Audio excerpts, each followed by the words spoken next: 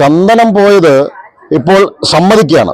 ഒരു കണക്കിന് ഇത്രയും ദിവസം പറഞ്ഞതൊക്കെ ആരോപണമാണെന്ന് പറഞ്ഞെങ്കിലും ഇപ്പോൾ സമ്മതിക്കുന്ന ഒരു സ്ഥിതിവിശേഷത്തിലാണ് കാര്യങ്ങൾ പോകുന്നത്. അപ്പൊ സമ്മതിച്ചപ്പോൾ പറയുന്നത് 26 കിലോ ചന്ദനവും അവിടുത്തെ ചെതല് തിന്നുപോയി എന്നാ പറയുന്നത്. ഇതൊക്കെ വിശ്വസിക്കണമെങ്കിൽ ആ മലബാർ ദേവസ്വം ബോർഡ് ഉന്നയിക്കുന്ന ഇത്തരത്തിലുള്ള വാദങ്ങൾ വിശ്വസിക്കുന്ന കുറച്ച് ആളുകളുണ്ടാവും. പക്ഷെ പൊതുജനങ്ങൾ മുഴുവൻ കഴുതയാണ് എന്ന് വിചാരിക്കരുത്. ഇതൊന്നും സാധാരണക്കാരായിട്ടുള്ള ജനങ്ങൾ വിശ്വസിക്കുന്നില്ല. ഈ ചന്ദനം മാത്രമല്ല, അവിടുത്തെ കോടിക്കണക്കിന് രൂപ വില വരുന്ന പലതരത്തിലുള്ള, അതായത് സ്വർണ്ണാഭരണങ്ങൾ അടക്കമുള്ള ജനങ്ങൾ വിശ്വാസപൂർവ്വം സമർപ്പിച്ചിട്ടുള്ള ഒന്നിനും കണക്കില്ല എന്നുള്ളതാണ് പുറത്തു വരുന്ന വിവരങ്ങൾ.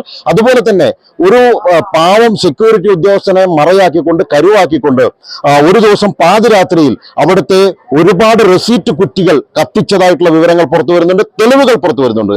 ഇതെല്ലാം ആസൂത്രിതമാണ്. അവിടെ നടന്നിട്ടുള്ള കൊള്ളകളുടെ പരിണിത ഫലമാണ് ഇതെല്ലാം തെളിയിക്കുന്നത്.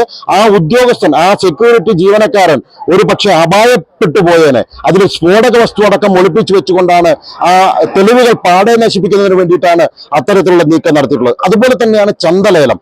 ഈ 25 ലക്ഷം രൂപയ്ക്ക് ചന്ത ലേലം ചെയ്യുകയും ഉത്സവ സമയത്തുള്ള ചന്ത ലേലം ചെയ്യുകയും 1 രൂപ പോലും ആ ദേവസ്വത്തിനോ അല്ലെങ്കിൽ ആ ക്ഷേത്രത്തിനോ ഉപകരിക്കുന്ന രീതിയിൽ അത് ലഭിക്കാതിരിക്കുകയും ചെയ്തിട്ടുണ്ട്.